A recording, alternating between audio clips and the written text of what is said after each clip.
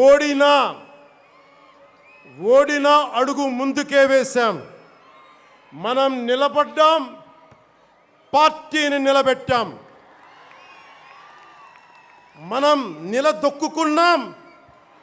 మనం నిలదొక్కుకోవటమే కాకుండా 4 దశాబ్దాల టీడీపీ పార్టీని కూడా నిలబెట్టాం. మనం ఓడినప్పుడు 2019లో మీసాలు మెలేశారు, జబ్బలు చరిచారు, తొడలు కొట్టారు, మన ఆడపడుచుల్ని అవమానించారు, ప్రజల్ని నిరంతరం హింసించారు. ఇదే న్యాయం అని మన నాయకులు, మన జన సైనికులు, మన వీర మహిళలు అందరూ అడిగితే,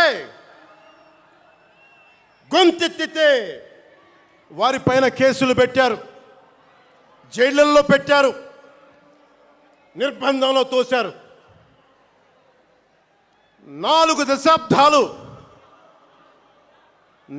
దశాబ్దాల సుదీర్ఘ రాజకీయ అనుభవం ఉన్న నాయకుడిని అక్రమ కేసుల్లో బంధించారు.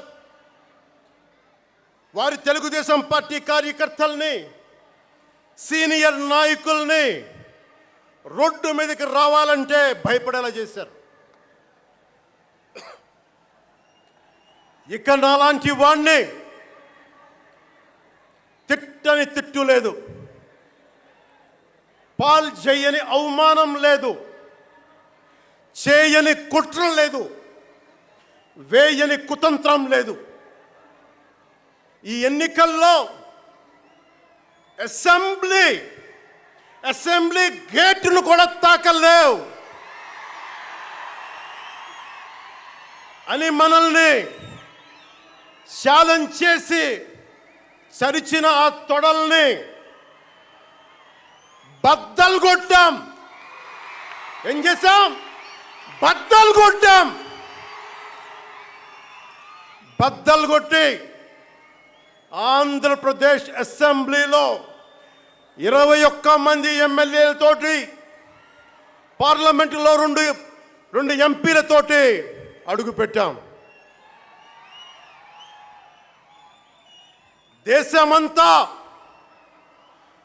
దేశమంతా తల తిప్పి తిరిగి చూసేలా 100% స్ట్రైక్ రేట్తో